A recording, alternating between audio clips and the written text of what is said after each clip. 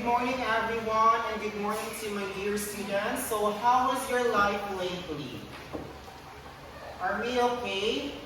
Very good. So before anything else, let us put ourselves in the presence of the Lord. In the name of the Father, the Son, and the Holy Spirit. Amen. Okay. So based on the seat plan, so it seems that all chairs are occupied, meaning to say that all of you here are present. So job well done. So let's give ourselves a round of applause. Okay, so before we proceed to our new lesson this morning, I want to present our classroom rules first. So first one, we have here, listen to your teacher talking in front. So of course, if the teachers are talking in front of you all, so you have to listen.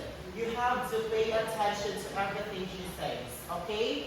Next one is be nice. So if the teachers or if your classmates are talking in front, you have to be nice. You have to treat everyone with respect. Are we clear with the classroom rules? Very good. And now let us proceed to our new lesson this morning. So what do you think our lesson this morning? So our lesson this morning is all about the Greek ancient civilization, Mount Olympus, part 1.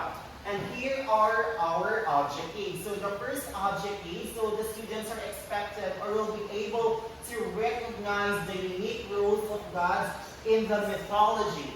Second, the students will be able to pantomime a scene from the story. And the last one, the students will be able to appreciate the mythological relationships portrayed in the narrative. Okay, we're going to dive into our first activity, which is the picture walk. So there are some images here in the blackboard, and each picture corresponds to different stories. So I will ask each one of you what you have observed about the specific picture, and you will describe what is the happening or what is the setting all about. So this is the first picture. So what can you say about the picture? Okay, Charles. Okay, that's correct. There are chairs here, there are the flying person. How about you, Anna? Yes, same with Charles. How about this second picture? Okay, Angeline. Yes, there are two persons in the picture. How about you, Marjorie? Okay, there are the second person has a xylophone, or what do you call that one? A music instrument. So let's dive into the third picture. Okay, Jenny. Okay. That's right, there are some dogs in here. There are two dogs, and there are two persons also, which is a girl and a boy. So for the fourth picture, Miko. Yes, that's right. There are dolphins, whales, or anything that you can find in an ocean. And there is also a person and two persons in the picture. How about this picture? Yes, there are two persons talking. And another. Yes, the person is holding an instrument. Okay, very good. How about the next picture? Yes, there is a person, and there is also what is this? A deer. Okay, very good. How about the next picture?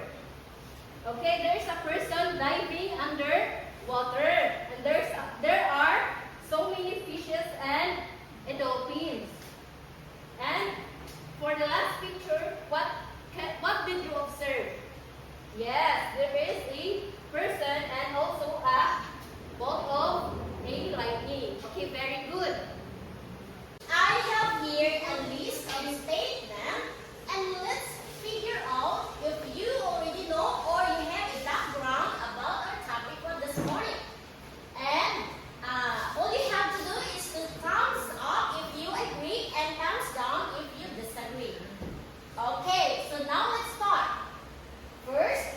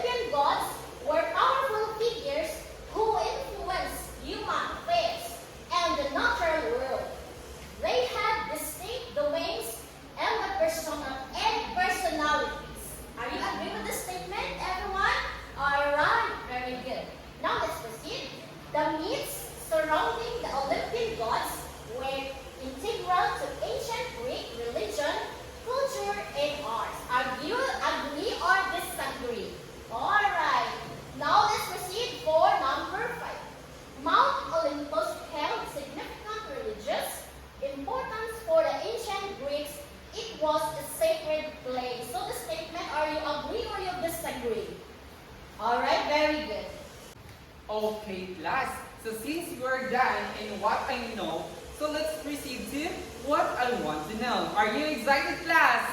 Okay, very good. So let's proceed to question number 1. What specific roles did each Olympian god play in Mount Olympus? And what were their responsibilities? And second question, what was the daily life like the gods in Mount Olympus? Did they have jobs or social instructor? The third one is what were the physical characteristics of Mount Olympus in the Greek mythology? Was it just a mountain or was it described differently? The fourth question is what type of building of structures were the Mount Olympus according to mythology? The fifth one is what are the some specific myths, legend associated with Mount Olympus and the gods who live there?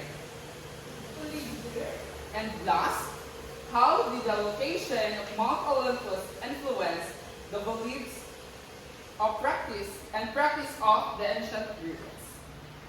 Before we proceed to our reading aloud sessions, we must know our reading protocols.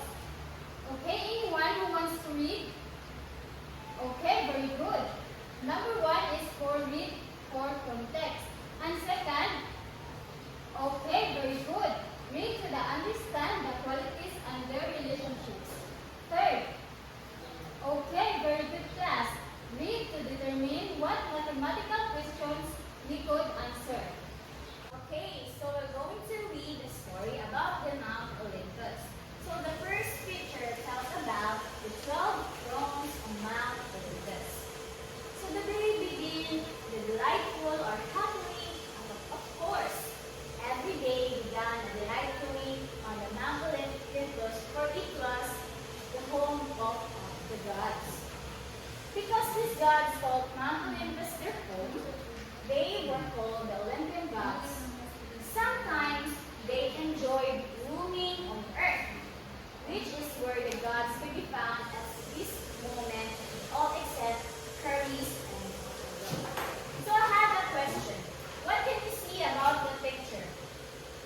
Okay, Jay? Yes, there are 12 chairs in the throne. So what can you, do you have any idea what is the 12 chairs used for? Yes, correct. The 12 chair is the chairs of the gods in the Olympus. Hermes with winged sandals, one Apollo with harp. Hermes, a messenger of gods and son of Zeus, appeared in an instant at the side of his brother Apollo. A messenger is someone who carries the messages.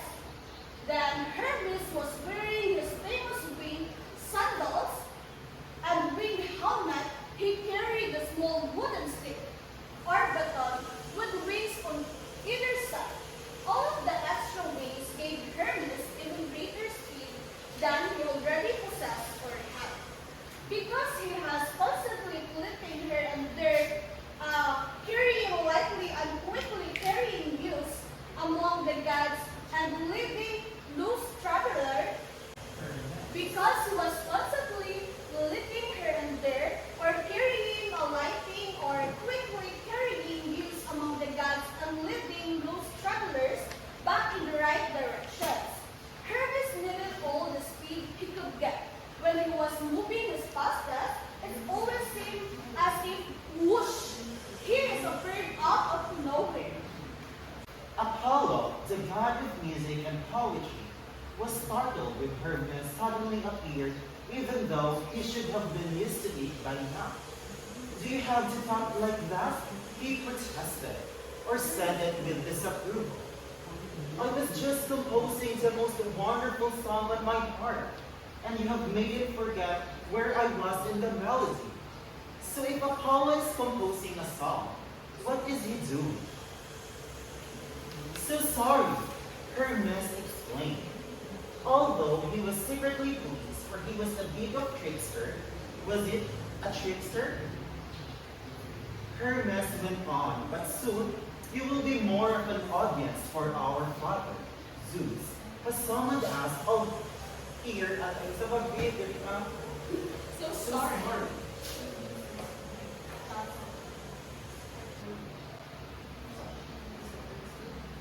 Go.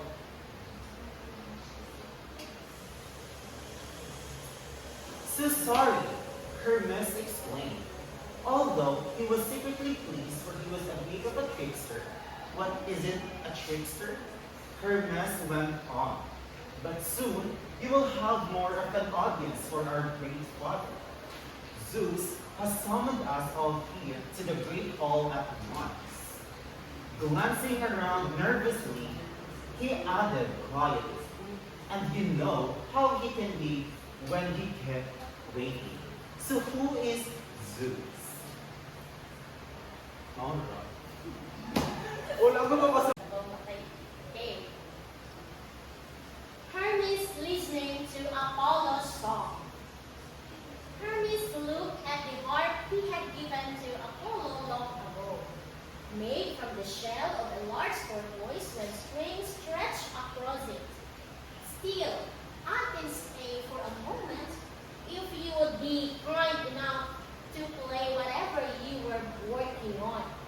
He sat down and I think he shone on the floor. Apollo smiled, and because he was also the god of light, his mind could truly light up your room.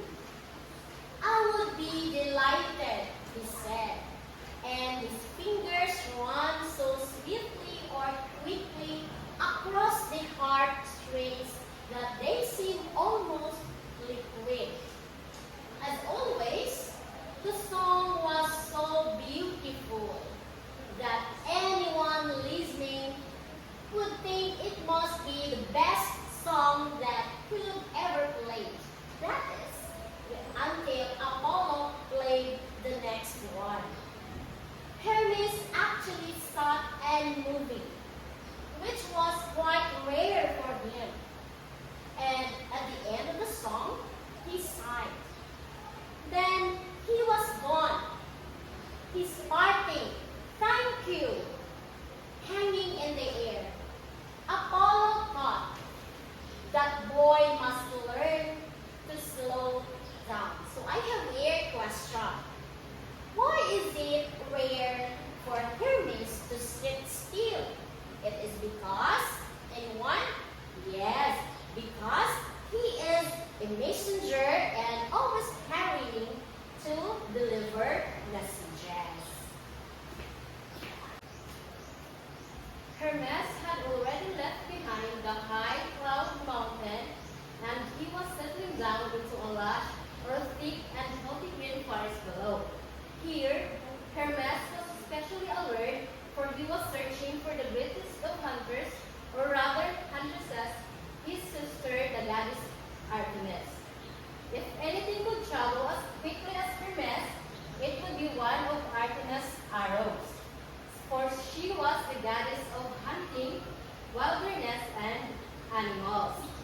Hermes could hear the crashing and crackling of branches as something large broke through the trees nearby. Suddenly, a great antlered stag or male bear burst from the bushes not 5 feet from Hermes, panic in its eyes as it saw him. So why do you think the stag has panic or fears in its eyes? Yes, very good. It's because Artemis is hunting the deer. Turning, the stag disappeared from the little clearing as suddenly as it had arrived. Hermes had only enough time to think. How graceful! When two huge hounds leaped from the bushes, ready to follow the stag. Hermes simply held up his wooden baton, and the two dogs stopped at once, lying before him panting. Hermes talking to Artemis while the dog lying at their feet. A moment later, their mistress Artemis appeared. Disappointment showed on their goddess's face at losing the deer she had been hunting. At such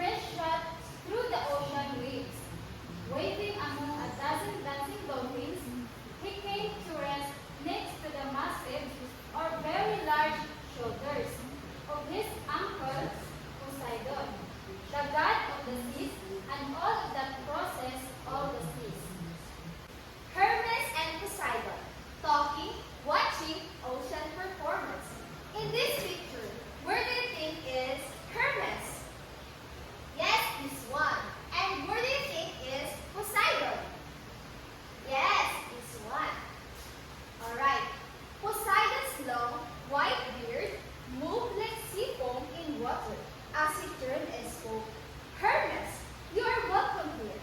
He boomed out in a mighty voice.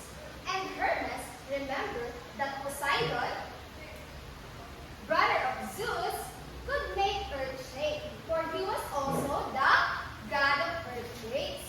Pointing his great trident. Where do you think is the trident in this picture? Yes? Yes, this one. This is a trident, a three-pointed pitchfork which he sometimes used to stir up the waves of the sea. The sea of God said to Hermes, "Watch with me." So, the two gods watched as the dolphins swam in smooth, wide figure eights and massive whales rose up from the depths to swim through the loops of the dolphins' design. When the show was over, 100 octopi jetted. What is the synonyms of the word jetted? It means move quickly in front of the whales and dolphins,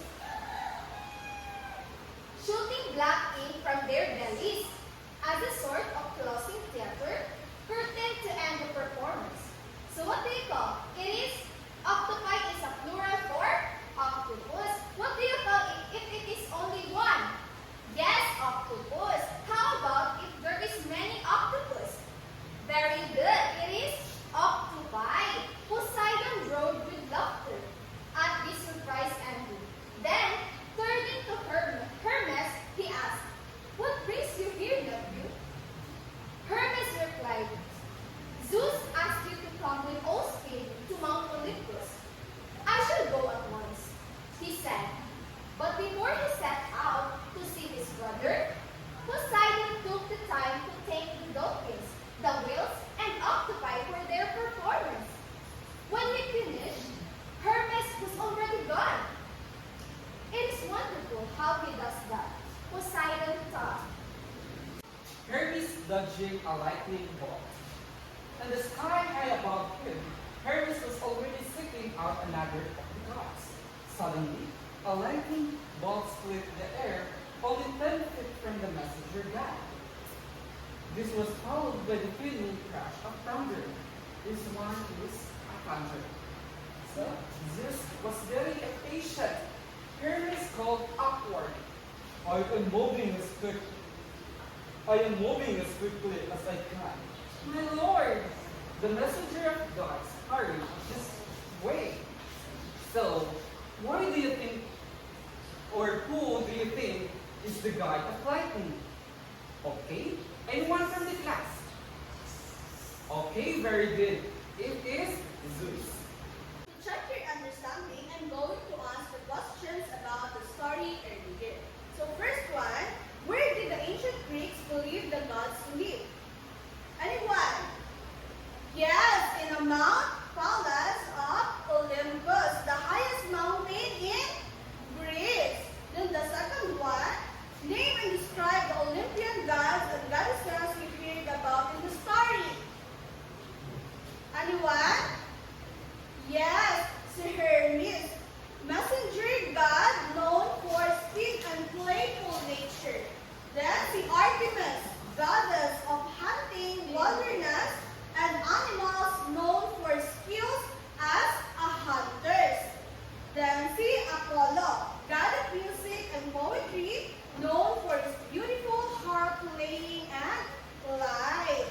Then also Napotsi, Poseidon, god of the sea and earthquakes, known for his powerful presence and trident. Napotsi, Zeus, king of the gods and goddesses, god of lightning, known for his authority and impatience. The number 3 question, which god was messenger for all the other Greek gods? Anyone? Okay, very good, si Hermes. And then, next question, what was Apollo doing? Yes, music, poetry, and life. Number 5 question, what was Artemis, the goddess of hunting, wilderness, and animals? The number 6, who is the god of the sea and can create earthquakes? Anyone from the class?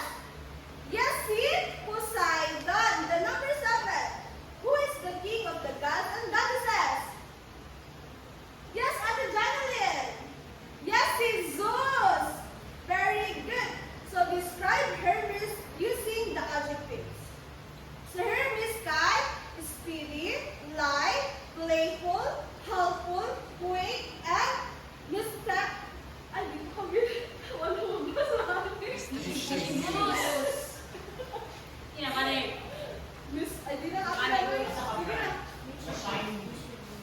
Describe Hermes using adjective.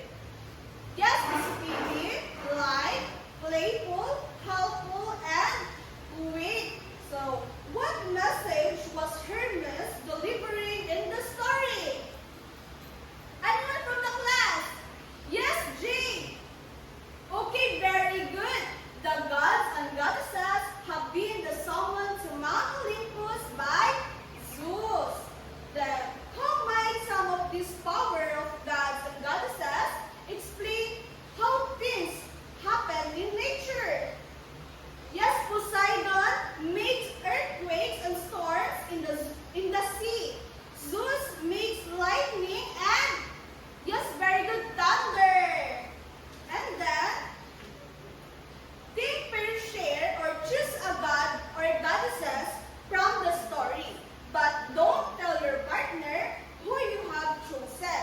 Then describe her or him to your partner using their adjectives and see if your partner can guess which god or goddesses you are describing.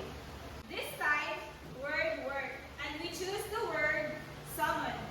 In the read aloud, you heard, but soon you will have more of an audience, for our Father Zeus has summoned us all here to great hall at once. Say the word summon with me. Again, summon. Okay, very good. If you are summoned, you are called forth or requested to come to a specific place. The principal summoned all of the students to the auditorium for an special announcement. That is the example of summon. Have you ever summoned someone or been summoned by someone? Okay, very good. And now we're going to try to use summon when you tell about it, or I summoned once when, or summoned me once when. The example of that is I summoned once when my neighbor is videoke at midnight.